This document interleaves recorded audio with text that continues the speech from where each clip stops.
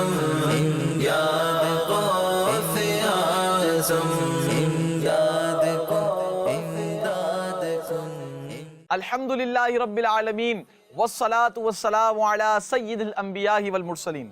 اما بعد فاعوذ باللہ من الشیطان الرجیم. بسم اللہ الرحمن الرحیم. الصلاة والسلام علیک یا رسول اللہ وعلی آلک و اصحابک یا حبیب اللہ. الصلاة والسلام علیک یا نبی اللہ وعلی آلک و اصحابک یا نور اللہ. صلو علی الحبیب صلی اللہ تعالی علی محمد صلی اللہ تعالی علیہ وآلہ وسلم. السلام علیکم ورحمۃ اللہ وبرکاتہ. پیارے بچوں، آپ لوگ خیریت سے ہیں سارے؟ اور مدنی چینل پر مجھے دیکھنے والے بچے، امید کرتا ہوں کہ آپ بھی خیریت سے ہوں گے. ایک بار پھر ہم آپ کو اپنے بہت ہی پیارے پروگرام پیارے غوث پاک رحمۃ اللہ تعالی علیہ میں خوش آمدید کہتے ہیں.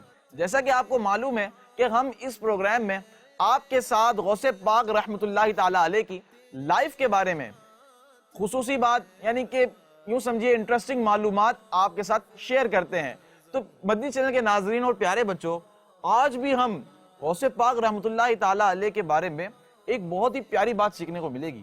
پتہ ہے کیا ہے وہ ہے غوث پاک رحمۃ اللہ تعالی علیہ کے اختیارات. کیا ہے؟ اختیارات. انگلش میں کہیں گے پاورز، کہ اللہ پاک نے آپ کو کیسی کیسی پاورز دی تھی. اللہ پاک جس طرح اپنے انبیاء کرام کو پاورز دیتا ہے، جیسا کہ حضرت عیسیٰ علیہ السلام، اللہ پاک کے کتنے بڑے نبی ہیں. یہ اللہ پاک نے ان کو ایسی پاورز دی تھی کہ ان پاورز کے ذریعے مردوں کو زندہ کر دیتے تھے. کیا کر دیتے تھے؟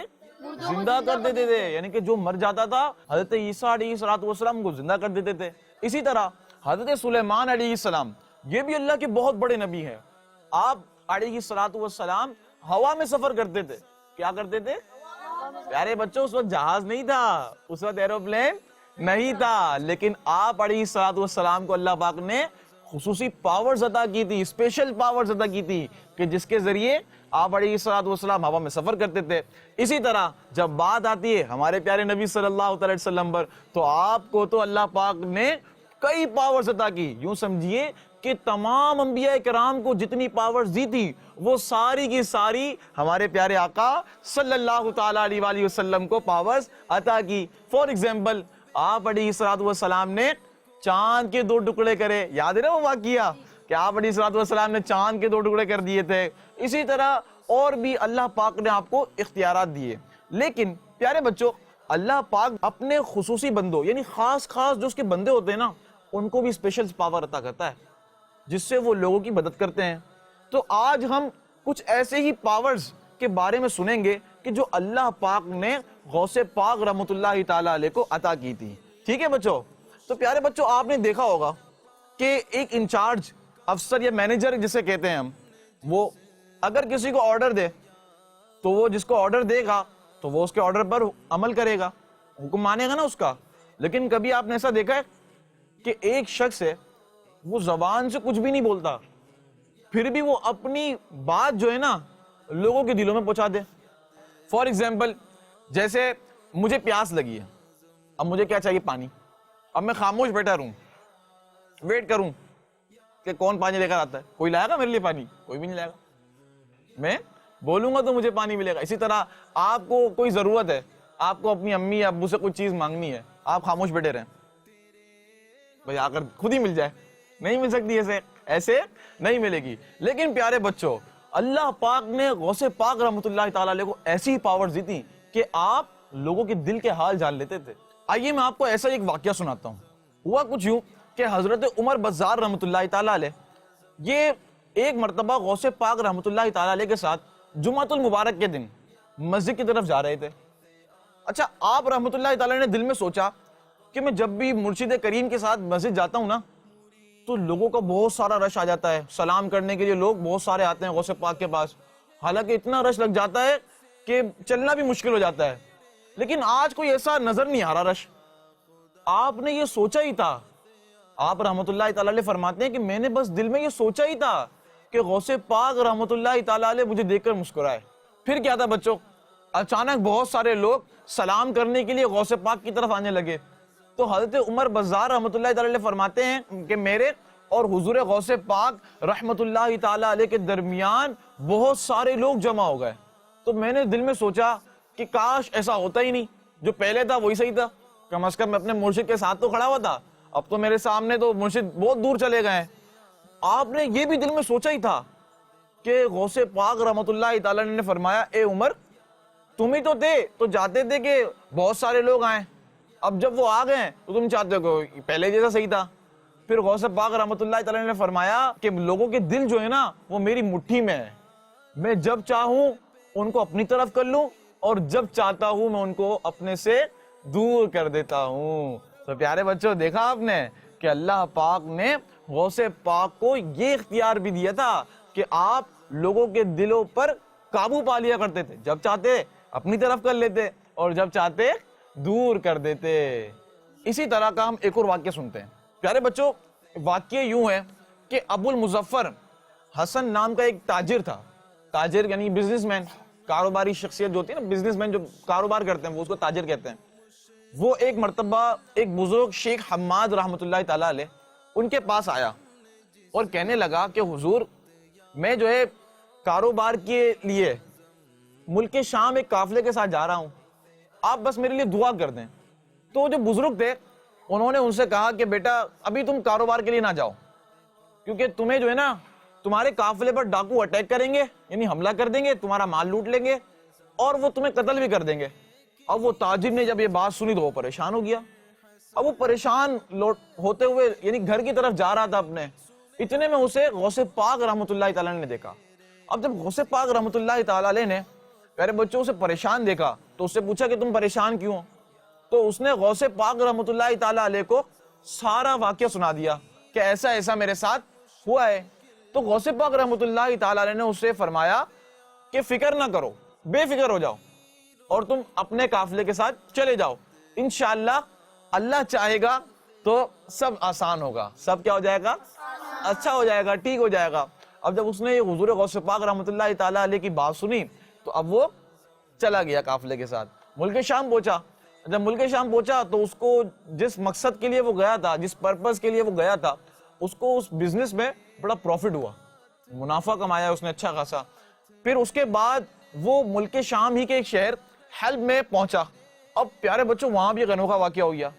یہ ہوا کہ اب وہ وہاں پر اپنے بہت سارے پیسے رکھ کرنا بھول گیا کہ میں نے پیسے کہاں رکھے تھے.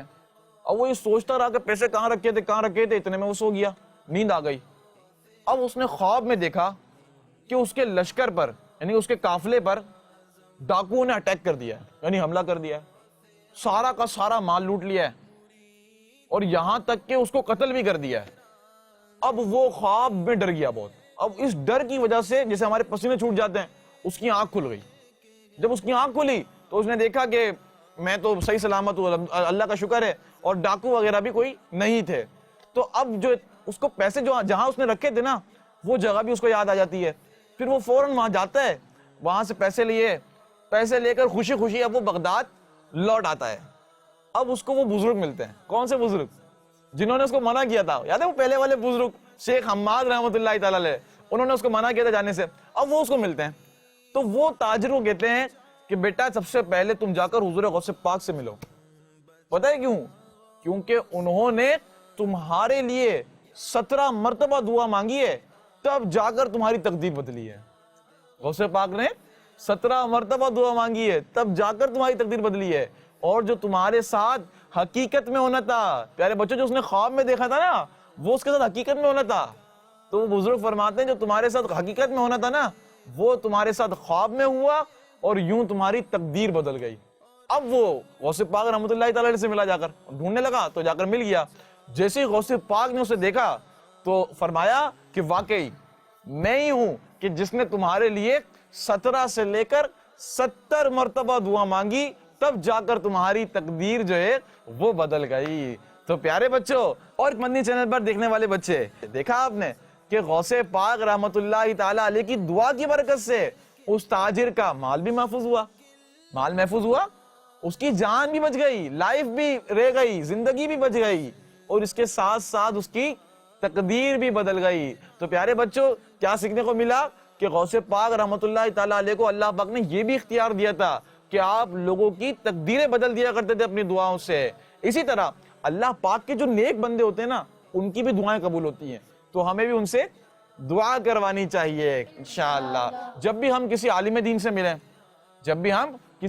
سے ملیں, مدرسے جائیں, قاری صاحب سے ملیں, تو ہم دعا کروائیں. امام صاحب سے ملیں تو ان کو بولیں ہمارے لیے دعا کریے, آخرت کے لیے دعا کروائیں, اپنی زندگی کے لیے دعا کروائیں کہ میری زندگی ایمان والی ہو, اچھی گزرے, نمازیں پڑھنے والا بن جاؤں. تو پیارے بچوں, یہ تو تھا کہ اللہ پاک نے حضور غوث پاک رحمت اللہ تعالیٰ علیہ کو تقدیر بدلنے کا بھی اختیار دیا تھا اپنی دعا سے. اب ایسا ہی ایک اور واقعہ سنتے ہیں کہ جس میں حضور غوث پاک کی اسپیشل پاور کا ذکر ہے. یہ واقعہ بھی بڑا عجیب ہے, بہت پیارا واقعہ ہے. ہوا یوں کہ غوث پاک رحمت اللہ تعالیٰ علیہ ایک مرتبہ اپنے مدرسے میں بیان کر رہے تھے. کیا کر رہے تھے؟ بیان کر رہے تھے. کافی لوگ جمع تھے آپ کے ارد گرد. تو ہوا یوں کہ جب آپ رحمت اللہ تعالیٰ علیہ بیان کر رہے تھے, اچانک بارش شروع ہو گئی. جیسی بارش شروع ہوئی تو لوگ ادھر ادھر ہونے لگ گئے. تو غوث پاک رحمت اللہ تعالیٰ علیہ نے آسمان کی طرف سر اٹھایا اور بادل کو دیکھ کر کہا کہ میں یہاں پر لوگوں کو جمع کر رہا ہوں اور تو یہاں سے لوگوں کو بھگا رہا ہے.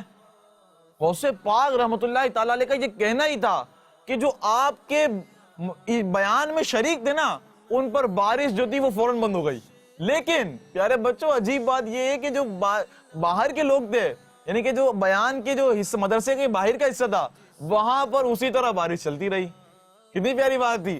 تو پیارے بچوں اور مجھے ایک مدنی چینل پر دیکھنے والے بچے, یوں تو غوث پاک رحمت اللہ تعالیٰ علیہ کی اختیارات بہت سارے ہیں, لیکن یہاں پر سارے اختیارات کا ذکر کرنا بہت مشکل ہے کیونکہ ہمارے پروگرامز کا وقت کم پڑ سکتا ہے, لیکن حضور غوث پاک کی اختیارات کا ذکر ختم نہیں ہو سکتا. آج انہی واقعات پر ہم اجازت چاہیں گے. انشاءاللہ عز و جل کل پھر حاضر ہوں گے ایک نئے موضوع کے ساتھ, اور آپ کو پرووائڈ کریں گے غوث پاک رحمت اللہ تعالیٰ علیہ کی لائف کے بارے میں پیاری پیاری باتیں.